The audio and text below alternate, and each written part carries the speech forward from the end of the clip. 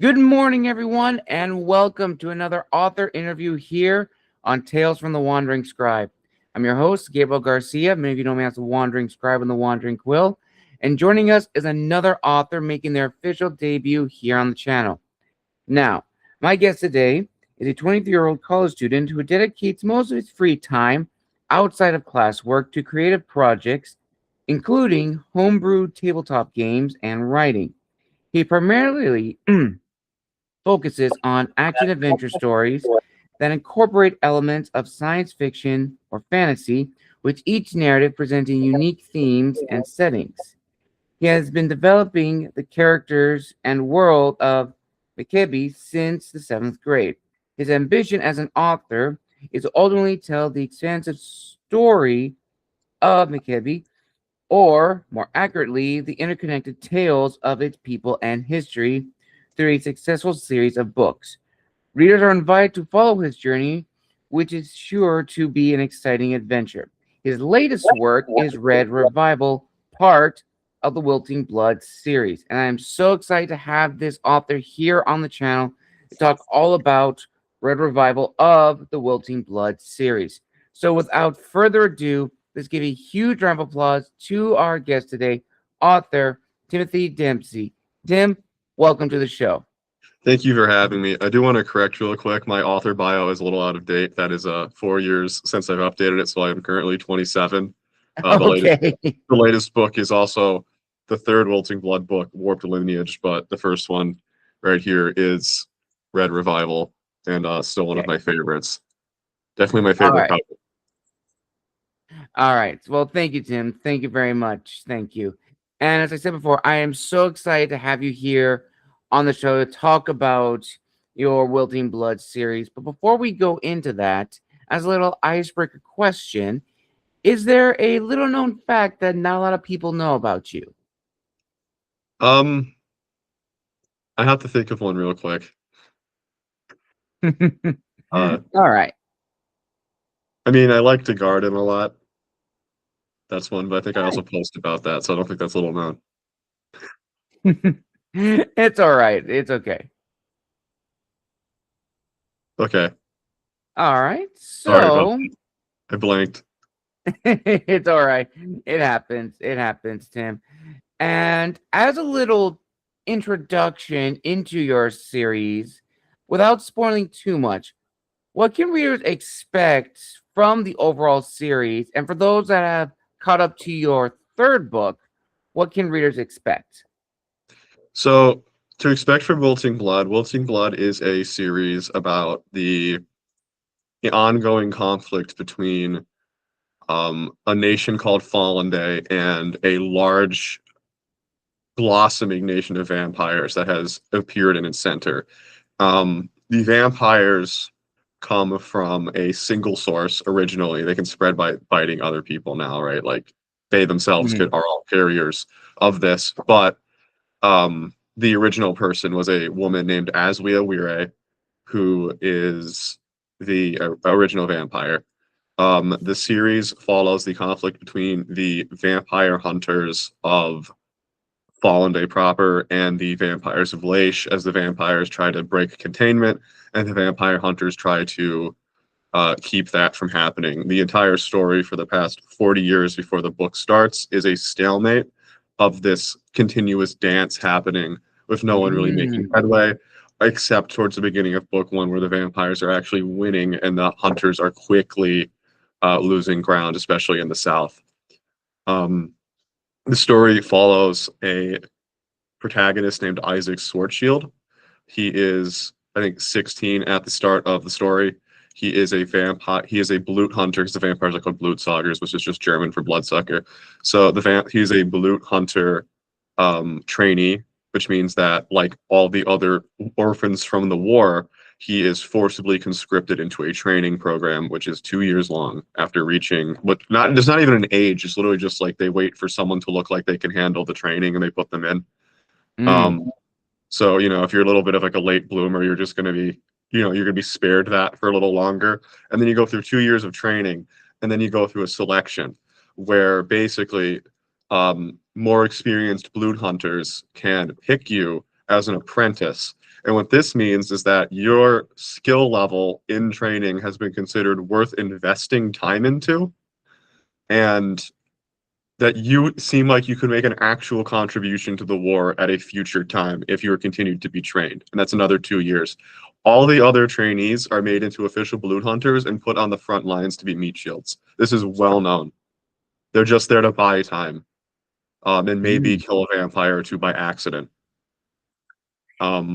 So Isaac is in this predicament at the start of the story, and he's very, very dreading it. But it's one of those situations too, where like his whole life, he's known this is coming, but also it's going to be, regardless of what takes place, such a vast difference from his previous experience that he can't really think about it too much, or he gets incredibly freaked out, or he's still worrying about like his teenage issues originally, and then as the story goes on, more and more of the veil gets peeled back for him, and he starts to see the actual seriousness of the situation and finds out that, oh, the situation was so bad, the propaganda was just them telling the truth. Fascinating. All right, I like it. I think honestly, I like hearing these like stories like the Vampire Hunter Wars, because it opens a lot of doors to exploring different interpretations of, how are these vampires hunting? How is the bite transferred? What does it actually do? What are different classifications of vampires? I love when authors really explore that aspect of the vampire mythos. So before we dive deep into that, Tim, I would like to learn a little bit more about you and your journey of becoming an author. So, starting at the beginning, growing up, were you always interested in telling stories? And do you have a specific aha moment that really put you on the path to being an author? I I definitely was, in hindsight, very interested in telling stories. Um, but what essentially happened is that I began reading a book series. I actually started on, and here's a little known fact, right? My favorite book series for years, I actually started on book 2 because it's an Irish series, and the English Mm. translation doesn't really make. I think there's numbers on the spine, but I didn't look. Basically, I was at the beach, and there was a huge bookstore at the beach. My mom was like, "Okay, you have to buy a book and you have to start reading it." I was like 11 or turning 12, right? So young, not that could still just be a thing that your parent says to you, and that's also something your parents can be concerned about if you're reading enough, right? So Right. she grabs a book, and I was trying to pick between book 1 and book 2. Not that I knew this at the time, and she says, "Okay, you're going to read this." The book series is Skullduggery Pleasant. Obviously, I did go back and read book 1. Um, but here's some fun, interesting things about me reading book 2. The main character of this series, one of them is a skeleton. I did not know this until the end of the book. I was like, why is he wearing all those layers in that wig? And then I found out later on. I guess I just like thought he was really thin. I don't know. I just remember realizing it 85% of the way through the story. Um, so this book series was the first book series I read that had way, way, way more horror elements into it. And I don't just mean the main Oh, character being a okay. skeleton, right? Like the plot of the second book is that there is this cult. This cult is the main antagonists of the first 3 books of this 9-book series, and there's even more books. And I've read most of the second series, but not all of it. Um, and they want to open a gateway to bring their gods back, and their gods are like horrible Lovecraftian monstrosities called the Faceless Ones, right? And in book 2, the Faceless Ones all need a human host to really fully interact with the world. So in book 2, someone finds a dead body that is a discarded host corpse. Mm. So they're like Frankenstein that thing together, and they try to have it open a gateway. And so they're fighting this like terrible, horrible, disgusting creature. And for some reason, this just completely mesmerized me. Um, Obviously, like I completely obsessed over the series. I read the 6 books that were out at the time. I was deep into it, at least until for another year, because I was reading in 7th grade too, and this was all happening around 6th, right? So I completely get obsessed with that. And then I started spinning my own wheels trying to come up with stories. And I actually started a Minecraft world, and I was trying to make an adventure map. And the story from that eventually mutated massively into what I could call like the first actual characters of Mekebe, which is the greater setting. Wilting Blood came at some point when I was in high school, like the characters of that, which is not even related to this. It was just the world was already its own massive thing by that point. That wasn't part of the Minecraft stuff. That wasn't even an idea. So I realized that I wanted to be an author, I think probably in high school, that I wanted to write books because I couldn't draw. And I thought it would be easier to boost my writing skills than to learn how to draw. So I decided to start writing more in college. I got into Dungeons and Dragons. That helped me a lot more understanding story and narrative. And then I wrote my first book, Urban Monarchs, which I have over there. It's not great, but was a really good learning experience, and I was able to figure out what I did wrong there and what I did right there. And I realized like it's kind of more of like a sci-fi. So I was like, okay, well, I don't know why I started there. That's not my strong suit anyway, but I do know a lot about the vampire story. So then I started writing Wilting Blood, book one. That got very well received by a lot of people. And so obviously, I mean, I was going to, at that point of writing book one, I was locked in for all four anyway, but it got really well received. So that was good. That was very encouraging. And then, two and three, and then I'm going to be starting four very soon. Nice. All right, Tim. All right. So now I'll talk a little about the behind the scenes of creating the Wilting Blood series and the characters and world of Mekebe. So let's start with the idea phase. So when you were creating the overall story of Mekebe, how did the title of Wilting Blood come about? Were there other titles that you were experimenting with before to Yes. describe the overall series? Yes, there were. So the original name of the series, I guess like the beta name was Blood Hunters. Ooh, that's a good one.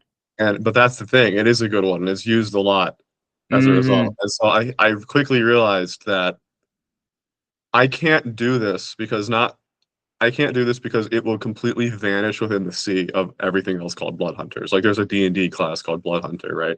So I'm Right. like, okay, this will never be found by anyone. Blood has to be in the title. So in Fallen Day, the setting of Wilting Blood, one of the big things is the language of flowers, which is flowers are used culturally to communicate a lot of different ideas without saying them or symbolize a lot of things. It's a big thing there.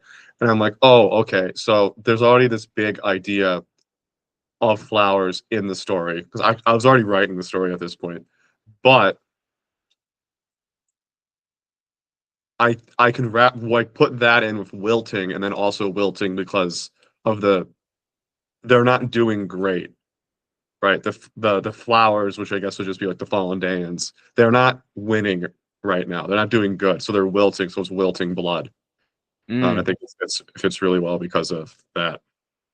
I actually remember where I was every time I came up with every title, except for book three, because book three I kind of knew the gist of. All right. Okay. But So go ahead then. I was gonna say I can't talk about a lot of that without spoiling the books because obviously the titles like Right.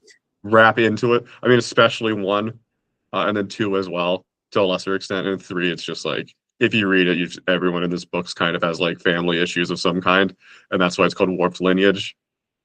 Okay. That makes sense. That makes sense. But So now going forward, so after you figured out what the title of the overall series was, as well as the titles for the individual books in the Wilting Blood series, when you went about creating the book itself, would you consider yourself an author that is very detail oriented in terms of outlining, or would you consider yourself a pantser? I'm somewhere in the middle. I know what the major plot beats are, but sometimes the book writes itself. My best example of this is in writing book two. Okay, so in Wilting Blood, there's not ambient magic, right? Like people, but the world isn't. So one of the things I like to do is because it's still not Earth, I like to put weird animals in. Things that could physically exist, but they just would never actually exist. One of the ones that isn't too weird is there are gigantic bears called dire bears, because that's scary enough, right? Yeah. They're supposed to be a part in book 2, and I'm completely fine talking about this because it doesn't happen, where a group of characters have to fight a dire bear. And this was a thing I planned on happening up until I got to the part where I was going to write it, and then I didn't do it because something else was happening instead. Oh, okay. All right. All right. And that actually kind of leads to our first fan question, Tim. Were there any scenes or moments that you had planned for the story that didn't make the final cut? That is the biggest one that I can think of because I had an idea of it in my head since the beginning again. Another version is the entire beta version of books 2 and 3, which got destroyed. Which is that Okay. for at least both of those books, there was around 10 chapters of writing that I threw out, and Oh, that will never be seen. And in the regards to, so book 3's is more so I'm like, okay, I'm not taking advantage of the fact that I'm starting a book here. I'm kind of showing every semantic detail that leads into book 2's story becoming book 3's story. I don't need to do that because the reader can infer that that happens because I'm showing like the bureaucracy, but to a point where it's becoming annoying. So I got rid of that. Book 2 was an entirely different book. It was in a different part of the world, not fall like of Fallen Day, right? But a different part of Fallen Day because there's 5 pieces of it. Um, right. it was in a different part. There's a completely different plot. There's completely different stuff going on. Um, Also, to further answer this stuff, in book 3, there is a scene where a specific I can't talk about spoiling it, but there is a scene involving a character that was introduced in book 2, fairly major character, that I did not plan for it to go the way it went in the story. But as I was writing it, I was like, oh, okay, I Mm, know what's going to have to happen here. And I really had to like stop writing it and just like walk around and think about if this was the right decision or not. And eventually I was like, yeah, this is the best case scenario for this guy as a character in a story, not probably as a person in that world. Um, okay. So, I guess from in those moments when you were writing, trying to bring those scenes and ultimately deciding to cut them, do you have, or did you have, I should say, a writing routine or schedule that worked for you? I.e., do you write at night? Are you more of a morning person, 30 minutes a day? What worked best for you when writing each book in the Wilting Blood series? so I had a much more rigorous schedule when I first started writing Wilting Blood 1. And that was because I was still an undergraduate of college. Like I said, I was 23. I had a 5th year in college because of COVID. Right. So, yeah, that big thing that happened. Uh, Yes, yeah. absolutely. So, so that was a lot easier because my like responsibilities were go to class, come back, and my 5th year was basically finishing out credits. So my classes weren't anything super scary or important, except for my final project. But I'm just told them I'm writing a book I was writing anyways, and that was fine. So it wasn't really much work there. It was just like logging stuff. So the next year, things got way harder because suddenly I was not in undergraduate, I was in graduate. And like I said, I spent 10 chapters of writing and had to destroy all of it but chapter 1. Book 2's Mm, chapter 1 almost always been the exact same. This is just a really good reintroduction to the story, I think. So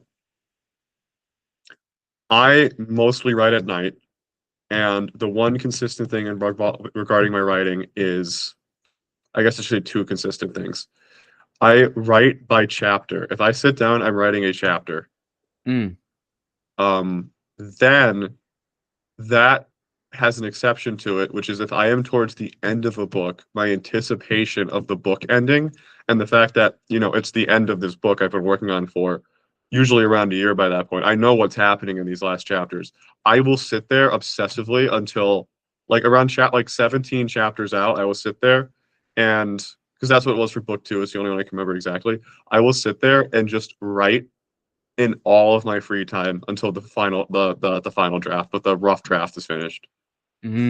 okay, that makes sense. That makes sense. And now we're going to answer some more fan questions, Tim. So, my next fan question from one of my viewers asks, when writing the Wilting Blood series regarding the characters in all of your books thus far. How do you showcase their authenticity in the world that you have written them in, while also highlighting their various complexities? So this is a good question because I got to revisit something else mentioned earlier, which is Isaac Schwarzschild being the main character, right? Which is kind of a misnomer. Isaac is way more of the orienting character for the reader, which is that Isaac is also a person in the story that is introduced with a vague idea of what's actually going on, and then him, so which he can use to help the reader, right? And then him and the reader find out together the actual stuff going on. So Wilting Blood has a lot of characters and it has perspective chapters, a lot of which I think a good example of this is that in book 3, Isaac is definitely not the main character, although he's one of the 2 or 3 main characters in it. So what I like to do with the characters is some of them are obviously way more they have huge personalities. There's a character in the books called Jehano Edik. He is a awful person. He is probably the worst character in the book morally, outside of maybe only the main villain. Um, he is one of the vampire hunters. He's one of the most powerful people in the country. He is a captain, which is the highest rank of a blood hunter. He is not a person. He's like a storm contained into the shape of a person because he fell into something called an elemental well, which is a structure in nature that you can occasionally find that just produces a specific element. And he fell into 2 that were orbiting each other in a canyon. That's not even found out. That's new information for everyone. So Jehano survived that, turned into this. He is using his physical power as leverage to live an incredibly privileged life. And he is an incredibly petty and awful person, but it's also to the point where it's really funny because he's like such a petty person that we're talking about someone that goes and buys expensive clothes throughout the city so other people can't have them and then burns them because he does not want to wear them. He just wants other people to know that they can't have them. Wow, Right? he's that kind of character. Yeah.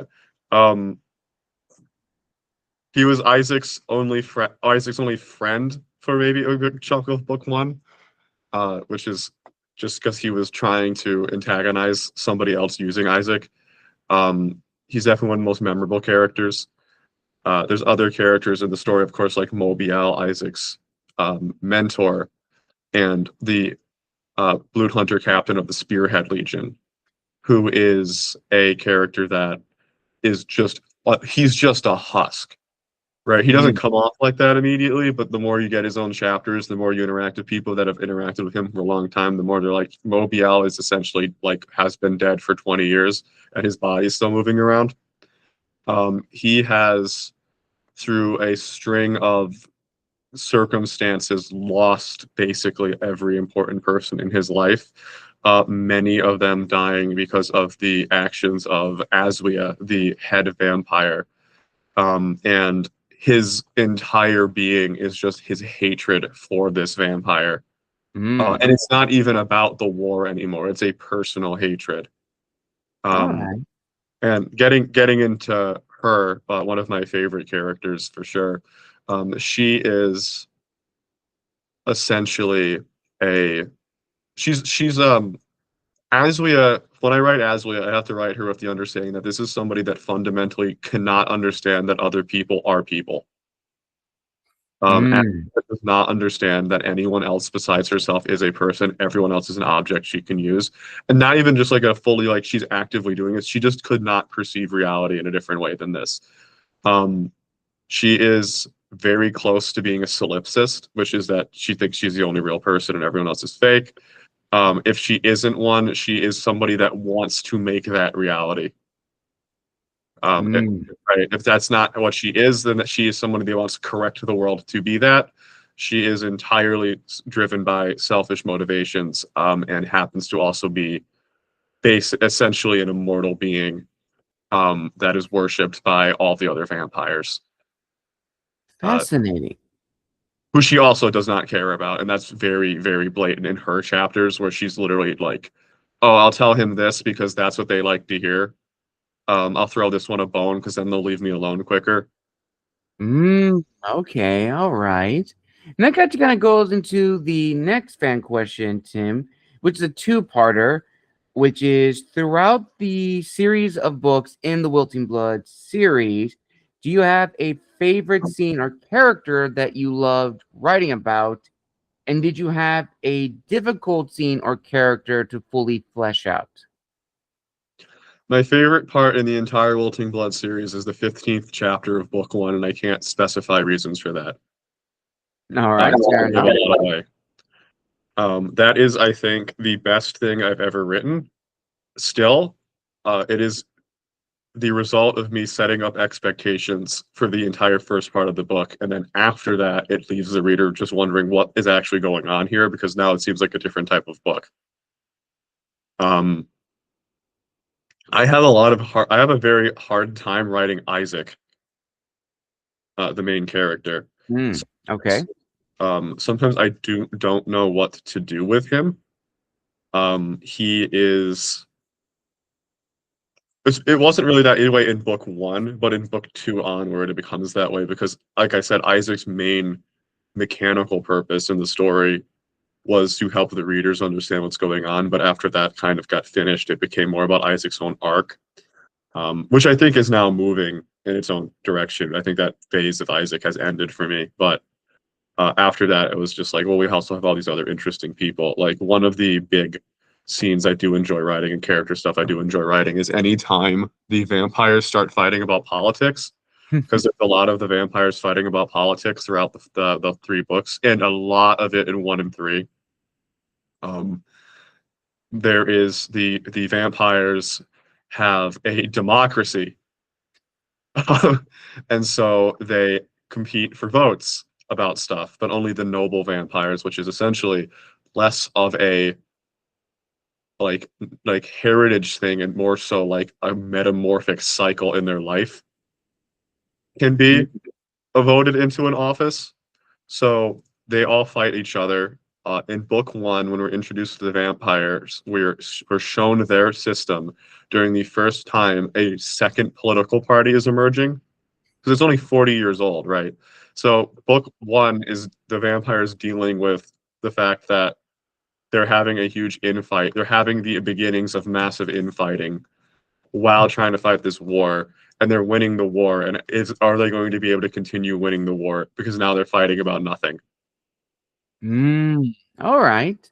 All right. And that actually leads to another question, which I had for you, and it actually kind of correlates with a comment one of my viewers had on a previous video, which is we've seen vampires done in so many different works of fiction, trying to not change the lore of vampires so much, but definitely tweak it to fit the story that they are being introduced in.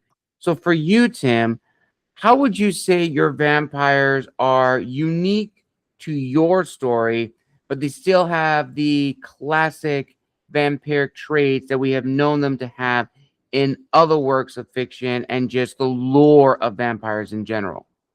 So the Blutsaugers are scary. Like, they're very scary, first off. And it's not for like just how they look. They look like people with glowing red pupils and very, very sharp teeth, right? It's how they act. They genuinely do not care about how much damage they cause to non-Bluts. They've completely compartmentalized human beings away as livestock or things in their way. So here's some physiological information on the vampires. The vampires are all springing from Aswia, the first vampire, whose might not even be like the same physiological thing as them, which is hinted at a little bit in the books. So they all start off in their first life cycle stage called Commoner, which is a human being that does not have the ability. They no longer have. So all the vampires can regenerate indefinitely from non-magical damage, right?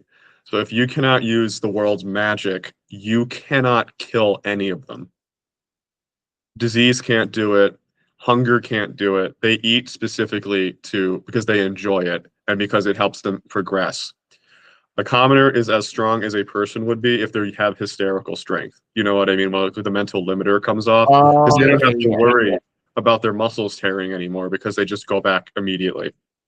The Blutes usually, as a result of this, fight with almost track and field equipment because they'll be throwing shot puts through people because it's just all of them have super strength. So why would they not take advantage of doing that? Right. Or jumping with huge like glaives or sickles because they could just come down and like slash through you because they can all jump that high or arc over you. So their arrows for their bows are like giant iron stakes because they can just use that, right? So that's like the baby of the Blutes. That's the beginning stages. Yeah, that's the beginning stages. The adolescents are the knights. So they are even more physically powerful by a very notably high degree than the commoners. This is very consecutive, right? So they have an artifact that they can form out of their blood. This is part of the magic system of the world. There's 4 types of magic. All the Blutes can use artifact magic, regardless of what they originally were going to be better at using. And they can only use this one artifact. Sometimes they have 2, but that's a rare freak event. And they use this artifact and they get access to some type of magical ability. So here's a few examples from the book series. There is one where a guy has a sword that he can remote control with his mind, and he can put his eye into the blade and see through it. There's another one whose artifact is that their blood turns into fire. There's another one who had a massive sphere of blood behind them that they could turn into metal. Not all at once, so they can configure it so like 50 spears shoot out of it, or arrows fly out of it. So it very much depends on the Blute, and that's one of the things that makes knights really dangerous, is you can't plan for the knight encounter, because they're gonna have an artifact and you don't know what it's going to do if you're encountering them for the first time. So then there's the nobles. And so again, there's this huge jump in physical power between the knights and the nobles. So now just based on this alone, they're probably more dangerous than the knights because they can move faster, they can hit harder, and it takes more to put them down. There's only 24 nobles at the start of the series. Because it takes that much blood for a Blute to evolve into a noble. In fact, in book 3, it's revealed that if they have a protocol for if they have 2 little nobles, they'll just start feeding a knight that because Blutes also can't tell when they're going to metamorphize. So they have like vague ideas and charts somewhere probably. So they're like, okay, this knight looks like they've eaten a lot. We're gonna start just force feeding them blood until they metamorphize. Because we need a noble. So it's actually not like as gross as it sounds. They just start feeding this person a lot, and the Blute can just eat indefinitely. So the nobles can increase their strength even more by 50% of what it already was by using a Kaiserin, which is a 50% transformation of their body. It's an uneven 50. So it's not like, oh, the top half of my body in half. It's just random parts of the body start transforming into some monstrous half animal form. And this depends entirely on the Blute as well. For instance, there's a noble in book 2 who is his Kaiserin is a vampire squid, because I thought it would be funny and scary, right? He turns inside out. There is one in book 1 who is a goat. But again, like the goat had only half of it formed. So like the snout stops, skin stops coming out. You just have like this red bone coming out. Right. So it's like an uneven, like 50% of your body transforms, but it's not an even 50% around there. It's just 50% of your body in total is now different. So that's what a noble is. And a noble can only be really effectively killed by a captain level Blute hunter, but there's only 3 of those. One of the big limiting factors of the nobles is, like I mentioned before, is they get so wrapped up in the politics of the Blute society, they don't really leave. because one of them's like, well, why should I go kill blood hunters? I have to make sure that I'm like the printing presses are working. So Mm. so beyond the blutes as a whole, there's Aswia, who's this whole of other deal. Um, there's a, like I said, Mobiel, the top blute hunter of the Spearhead Legion, the captain. I'll explain the legions in a second. The captain, he knows Ashley better than anyone. He's obsessed with her. He hates her, right? He Mm. doesn't even think she's a Blutsauger. He has no idea what she is. He completely believes the Bluts when they say that Ashley is like a divine being. Because she doesn't even follow the rules of the Bluts, really. She can manipulate any part of her body as if it were a limb, which Bluts can't do, for instance. Um, she can also turn corpses into different forms of like mutated monstrosities called coagulites. Ooh, all right. Big thing in the later books. Again, other Bluts can't do this. It's not even close to what they can do. She just starts breaking the rules of reality sometimes, and Mobiel is like, this also makes sense in the series. It's not like she just does stuff. It's kind of explained a little bit. I can't say more without saying stuff about book 4, but we have some understanding of what's going on in the 3 books.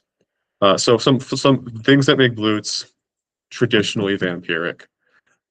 They do not like the sun, but they aren't. So the interesting thing with the sun with the Bluts is it doesn't hurt them, but it takes away their enhanced senses. So Okay. suddenly, if you're attacking, so there's a few good things with this for the Blut hunters, right? One, if you get a Blut, if you attack the Bluts during a twilight period, they're confused because their bodies are trying to like sharpen or de-sharpen their senses at a pretty quick pace, and so they're kind of out of it during that time period. 2, when you attack Bluts during the day, they they are kind of trying to fight you with a body that is moving a little fast for them to be able to perceive correctly. So it's, again, they're more sluggish. It's harder for them to fight. They have to fight slower because if they're using their full speed, their senses can't keep up with it that well. All So right.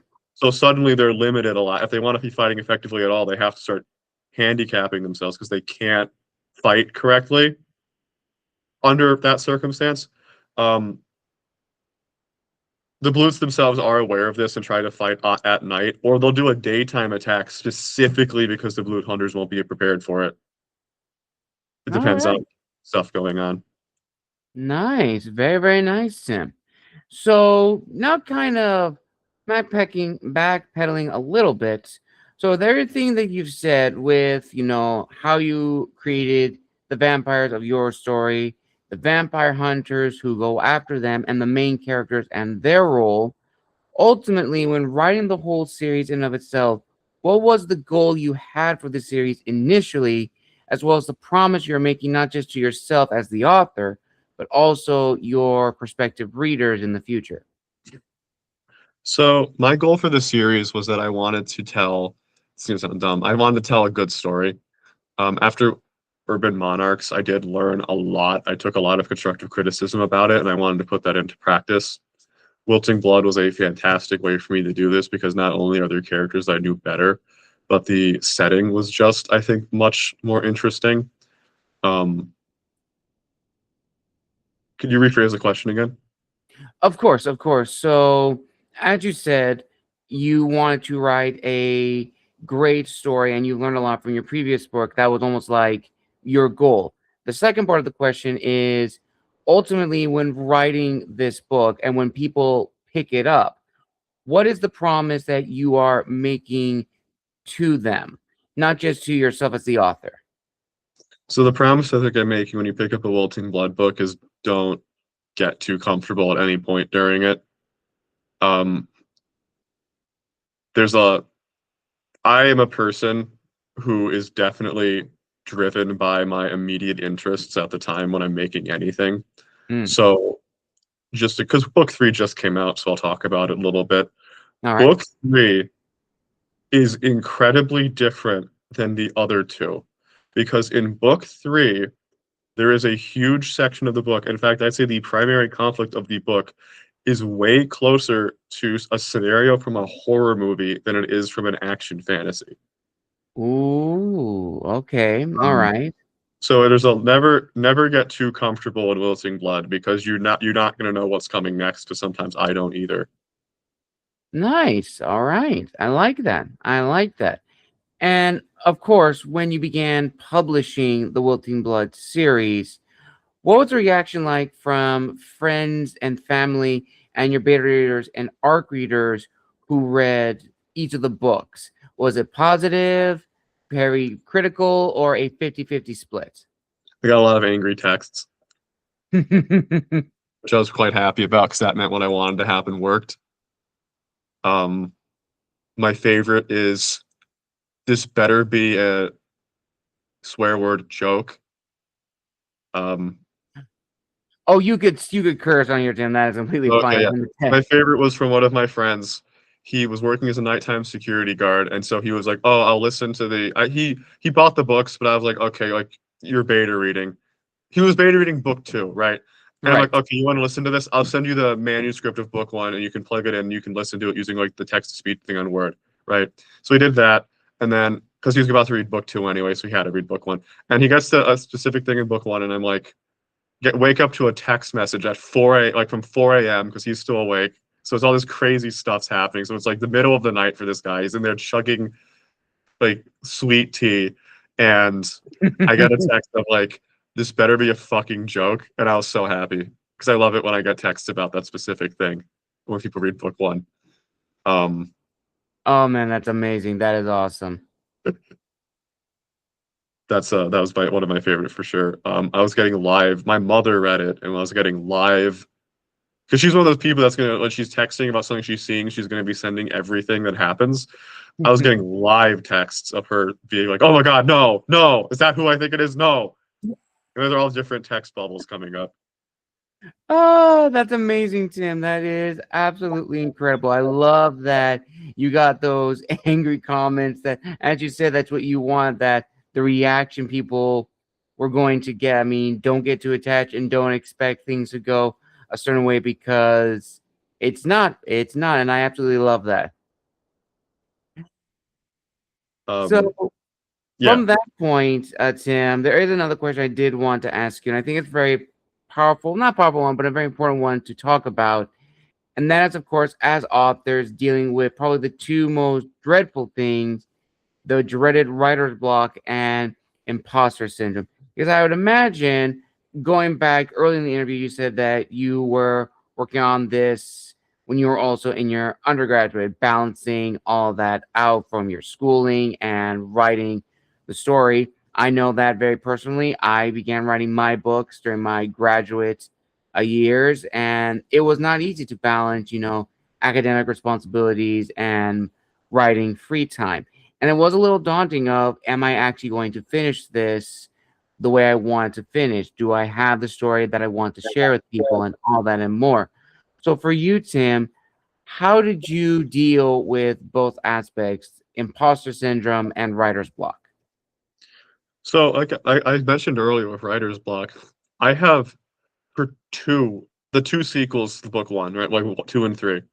There are versions of this. Actually, I can't say that. I uploaded unedited, so it's all it all looks bad, right? To my website, I have uploaded I think the 8 chapters of book 3 that used to exist. Ooh, all So right. so there is like records of the old book 3. Um, book 2, I didn't think of doing that. All of it had to go. I remember sitting there and being like, "Oh my god, the only solution to this is to start over." I spent like 2 months doing this and having to just blow it apart because I knew that was the only way the story would go. Except for again, chapter 1, which just remained the same the entire time. Imposter syndrome, yeah, that's definitely a thing. It's definitely a little better now because it's so many years out from my original publication, Right. but it is kind of hard, especially because I'm doing indie publishing, I'm doing Mm, self-publishing. Um, and I understand the benefits and I'm sure you do too, the equation between traditional and indie, and the reasons Oh to yes. go over it. Like, hey, traditional publishers can say, we're not going to publish the book because we want you to add an entire storyline into it. And now you have to go into Hmm. and do that as if it was always there.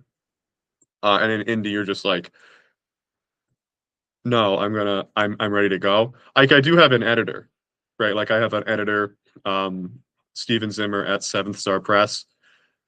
He's a great editor.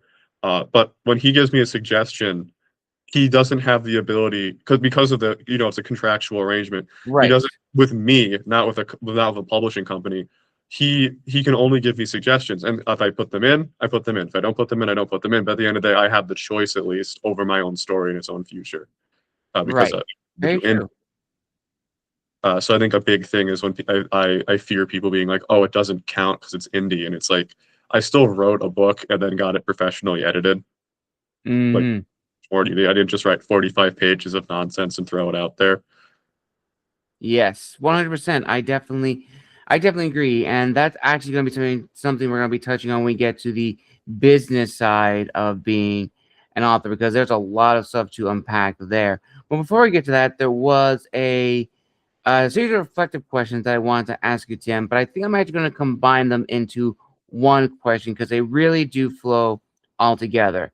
And ultimately, they focus on what does it mean to be an author in the digital age, because the industry has definitely changed for sure. I mean, 20 years ago, indie press and small press were seen as lesser forms of publications, with traditional being the standard.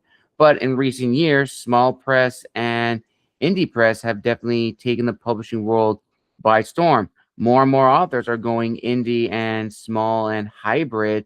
Yes, trad is still there, but definitely on a different playing field. And then, of course, with the rise of social media, with now every author having a social media platform to grow their brand, to promote their books, to add their websites and all that stuff and more, it's become essential. But social media is a double-edged sword. It's very draining. It's tiring. We leave ourselves exposed to overtly, dangerously critical reviews from people. And as we're going to talk later, not every book's going to be written for everyone. That is just the truth. Not every book's going to hit its target audience. But unfortunately, some people push that a little too far in comments and so forth. And also with the rise of AI generated books flooding the market, it also changes the playing field as well, because you have authors like you and me who spend hours and hours, if not years, honing our craft, telling the story that we want to tell. And there are individuals who are able to pump out a 64 chapter book with a program and get a book deal like that. It's kind of an insult in and of itself. So ultimately, with all that said, Tim, what still disciplines you to stay true to your values, your core beliefs as an author? Well, ultimately, I'm doing this because I like it.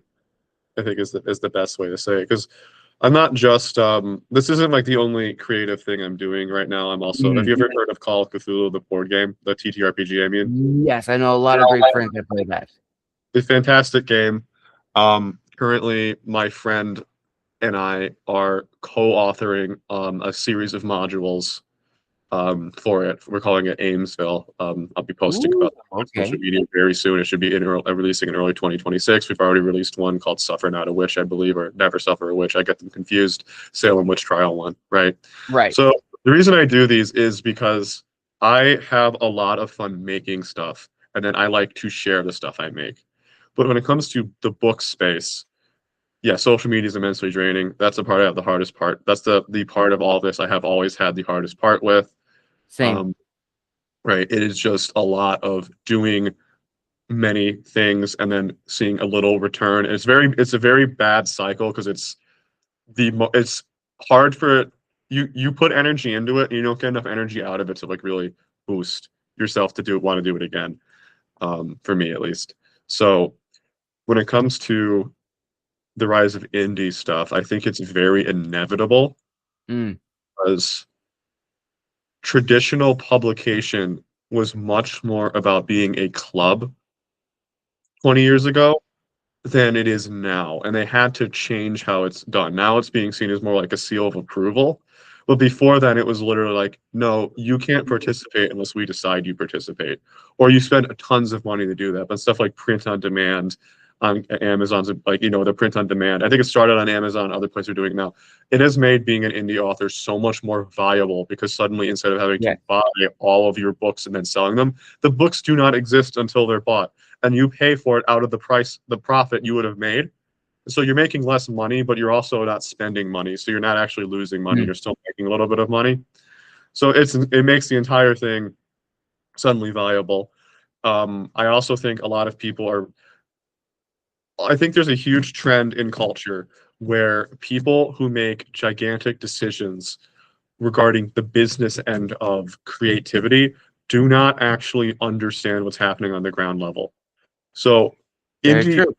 indie is super predictable if you were on the internet 20 years ago and you were just a person, not if you're a CEO. Because if you're a person on the internet and you're involved in any fandom spaces, the amount of people you are watching develop as writers writing fan fiction or stories or just their own stuff was immense. This number kept growing. And so suddenly it's like you end up with a population of people that have writing skills more so than ever has happened before in terms of fiction writing. Right. Have received feedback on that writing and are suddenly primed to do it. I mean, there's a bunch of,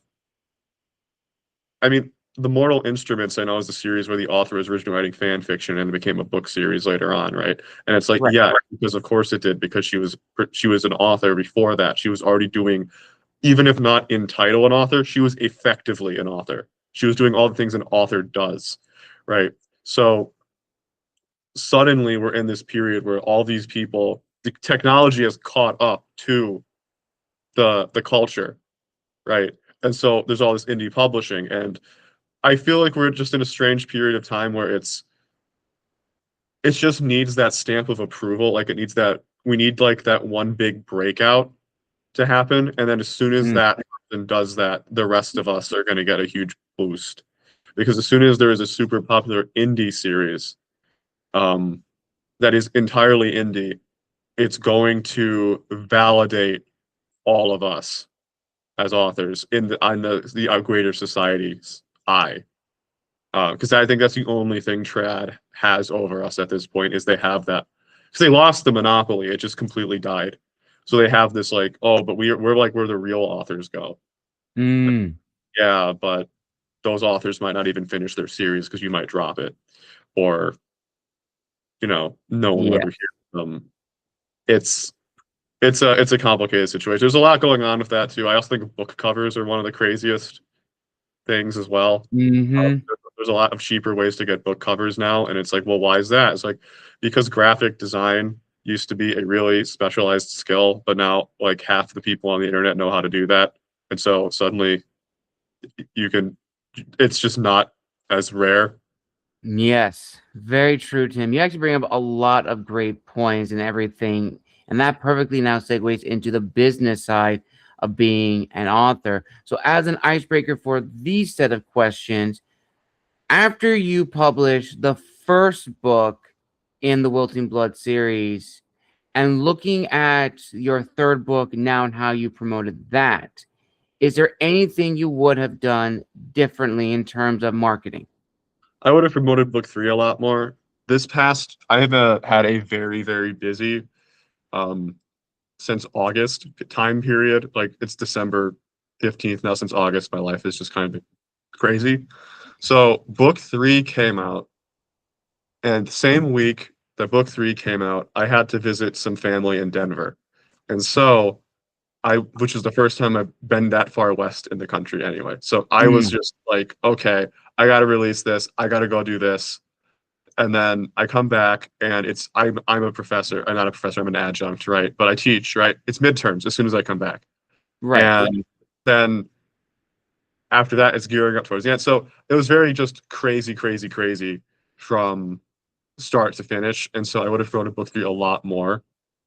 In terms of what I usually do, though, and what I have done is I'm lucky enough that my book series is about vampires, and there's a part of the year that is really, really, really good for people who make vampire stuff put aside every year. So I Right. launch a giant sale of Wilting Blood books twice a year. There'll be another one in like May, and but the big one's in October. And so I make book one free, and I put it on Okay. a website called Bookspry, I think, and then they promote it, and then I get a few hundred sales on that. And then because it's a series, a lot of people don't like to just buy the first one, so then I will actually get real sales on book 2 and 3. Okay. All right. All right.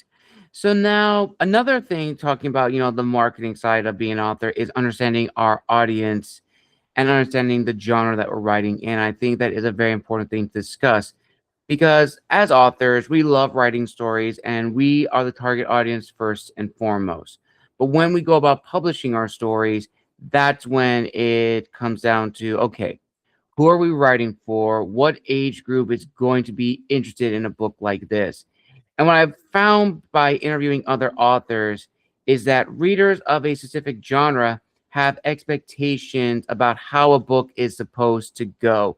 And as I mentioned earlier, not every book is going to hit or resonate with its target audience. That is a truth about the industry, but it's this tightrope balance that we as authors have to deal with. We want to showcase our authenticity and who we are as storytellers and how we showcase that. But if we're writing in a specific genre, we also have to realize that readers in that genre have certain expectations. And it's this fine balancing act that we have to deal with on a daily basis. So for you, Tim, when you were writing your book on the Wilting Blood series, how did you showcase your authenticity while also being mindful or at least researching what readers were expecting in vampire centered books? So when I was writing, especially book one, I wrote it in a way, like I said, with Isaac, the main character, he's meant to be like this help the readers thing. But I Mm, also understand that, okay, I know that a lot of successful series are YA-ish, and I don't think Wilting Blood's YA because of the amount of violence in it. Not that YA isn't the most nebulous gray term that exists right now in the reading space, because who knows what it actually means now. Um, right. but but I'm like, okay, I know that the age that I think it would be appropriate to read this at starting would be 14. Like I think a 14-year-old could handle the series, and then anyone Mm, above that could enjoy it, right? So I'm like, okay, writing with that, I'll do some familiar things. So I write it so Isaac is around that age. You have like the special thing where Isaac had there's four types of magic in the book. There's artifact, color, symbol, and elemental, and Isaac's an elemental of gravity magic. He's not right. special, he's just rare, right? So Isaac has gravity magic, and he doesn't know how to use it well, and he's like all these other friends that he's not really friends with. He's kind of awkward, and then later on he gets a bit some better friends, and the story looks really, really predictable until it Mm, suddenly isn't. yeah. Then it's like, okay, well, this is like 50, several 15 chapters of Isaac, and then after that, in between that, we're getting peppered views of the vampires going about their things and their politics and what's going on there. And then we get introduced very, very quickly after this turn that happens to Jehano. Like I was talking about, horrible person. We just get a full Right. chapter of him being this horrible person on behalf of the good guys, right? Hmm. So Yeah. then we meet like the dictator of Fallen Day as a character, and you see what he's doing and what the deals he's making with people to try to save the country, and how he's like, yeah, I think that when this whole war is over, if we win, I think my people are going to drag me out and kill me, and I deserve that. So we Mm, meet this guy who's like, I am genuinely trying to help my country, and they're going to kill me for it, and I deserve to be killed for it, and that's my goal, right? So we're meeting all these like crazy people. We start seeing all this other stuff happen. We see Isaac continuing to progress, but we keep getting more and more views of what's actually going on here and how. But I think at the end of the day, no matter how it starts, Wilting Blood is a story about how war destroys a person. mm. Nice. Very, very nice. And that actually kind of goes into some rapid fire fan questions that I have for you, Tim. So starting off, and I think you may have already hinted at it, for you, which do you prefer in fiction, themes or tropes? I think I prefer themes.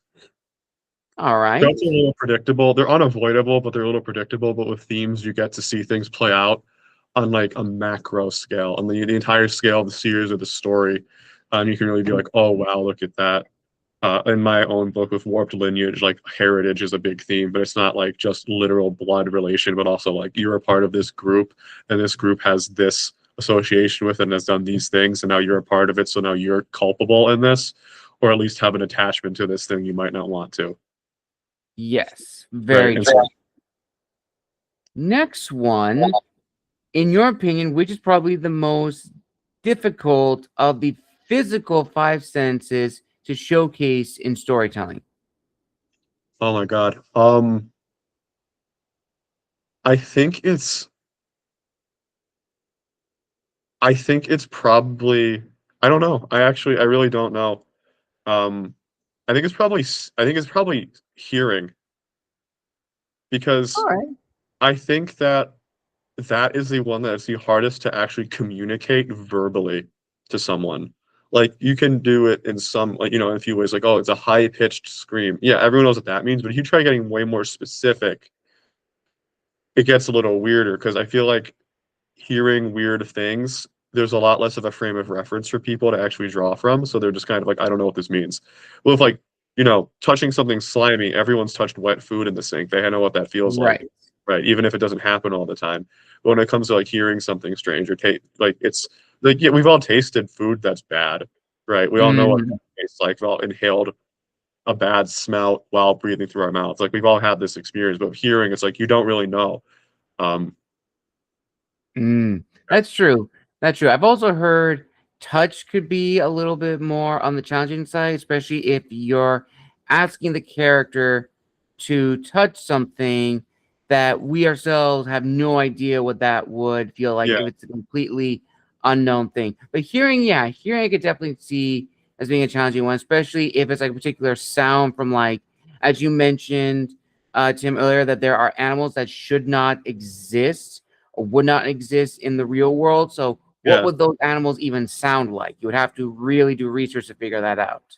Yeah, exactly. Because it's like there's not a frame of reference for this or what this would sound like, and it wouldn't sound like what we like the tree wolves in book one, which are wolves with like five joints and long claws that climb into trees and jump at you.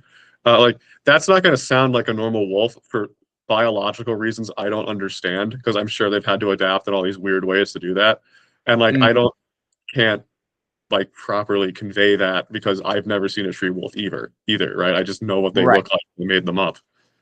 Definitely. Very true. Next fan question. If the main character had an opening theme song, what would their theme song be? I have no idea for Isaac. I can answer other characters though. Okay. All right. What about the villain, the main head vampire? Asvia's song would be Super Beast by um Rob Zombie. Ooh, okay. I can definitely see that. I can definitely see that. What about some of the other vampire hunters? Gehenna's theme would be a song from I think like a musical, a Mozart musical called Le Bien Fate Mal. I slaughtered that because it's in French, but that would be Gehenna's theme song. All right, all right. Nice. What about I'm not looking at the time. The other vampire hunter who is kind of like the storm in a human shell. What about his theme That's song? him. That's the guy who had that Oh, okay. song. All right. Thank you for that. Thank you for that. I got a little mixed. I was like, okay, I know there's another one you just mentioned that is like literally this dominating one, but all right, okay. And kind of following suit, if your characters, kind of the same ones that you mentioned just now, if they were adapted into a film, who would you want to play those characters? And bonus, who would you want to direct an adaptation of the Wilting Blood series? The only character that I know, um, I'm actually not quite sure who I'd want to be the actors in it. I'd want the guy who did Nosferatu to direct the series because I know his Oh, movies are Robert Eggers. Robert Eggers, and I think that Wilting Blood, despite being a fantasy, is also it's a horror fantasy at its core. So I think Mm. he'd do a really good job just portraying the horrible aspects of it, and especially getting the depiction of Aslia right as this terrible Aslia looks like something trying to pretend to be a person, and I think he did a good Mm. job visually depicting that. All right, I can see that. I can definitely see it. Yeah, Robert Eggers would definitely be a great choice. A great choice for that. And the last of the rapid fire questions: what books that you have read have greatly influenced an aspect of your writing? So definitely Skullduggery Pleasant because Skullduggery Pleasant, the series, was the first book series I read that really, really hyper focused on individual characters, not just the main characters. Like everyone was very notable in the series, and I realized from that, and then reinforced later on that this, if you write good characters, you can kind of get away with anything in the story. Hmm. Because if you write good relatable characters, you can make the story as bizarre as possible. The best example of this is the manga and anime Doro Hedoro, which is one of the most bizarre things that I've ever seen. But the cast is every character in the cast is amazing, and so you don't care how weird the world is because everyone there is super relatable and interesting and great. Nice. All right, I'll have to check that one out. And now, reaching the final questions of this amazing author interview, Tim. We talked about a lot of great things, and you've definitely given some great points, especially my favorite one, the highlight of this interview when talking about the industry and how it's changed from the monopoly and the rise of indie authors. And honestly, you kind of also gave almost like an origin story to the rise of indie authors, which I really do appreciate. Ultimately, at the end of the day, what do you want people to take away from the Wilting Blood series? And what would be your word of wisdom to other authors wanting to get into this industry? The main takeaway that I wanted to go with Wilting Blood is that Wilting Blood is about people trying to exist in a world that's hostile to them. And I do think that this definitely applies to indie authors in a lot of ways, actually, which is that you just have to do it Mm, because if you don't participate in your own life, all the bad things are still going to be there. But if you're an active participant in your own life, you do have the power to overcome at least some of them, and that mm, makes it worth it. And then, nice. right, because like we're talking about like Isaac as just a guy getting thrown into this, and he's a character that's in a world that he is not equipped to deal with at all. And even in book 3, it's like he can't fight a knight alone. Mm, He die. that's true. That is very, very true. Beautifully said, Tim. Beautifully said. And with that, viewers and listeners, we conclude another amazing author interview here on Tales from the Wandering Scribe. I want to give a huge thank you to Tim for coming on the show and sharing with us his series, The Wilting Blood. Now, Tim, where can people find you on social media if they want to reach out and connect, as well as buy copies of all three of your books? And will you be doing any book signings or in-person events in the new year? So I think there's a decent chance that I will be. I work a lot with a local paranormal club, and sometimes they host events that I go to and sign things at. I gave them like an insane lore dump because I wasn't sure what else to talk about last time I went. Um, so I am found on Amazon. My books are all found on Amazon, and my main social media account is Tim Dempsey, Tim_Dempsey_author on Instagram.com. Nice, nice. I'll link all that down below in the description of this video, viewers and listeners. And once again, thank you so much for joining us for another amazing author interview here on the show. A huge thank you to Tim for coming on the show and sharing with us everything about the Wilting Blood series. And if you'd like to see him back in a follow-up interview or in another series, comment down below and like this video. And as a final note, viewers and listeners, The pre-orders for Decimus are still up and available on Amazon and Barnes & Noble. I'll provide the link down below to Goodreads where you can access both of them at the same time. And as always, this has been the Wandering Scribe and the Wandering Quill, signing out. Wish you all a wonderful day wherever you are in the world. Happy holidays, everyone, and we'll see you all in the next episode. Take care and bye. See ya.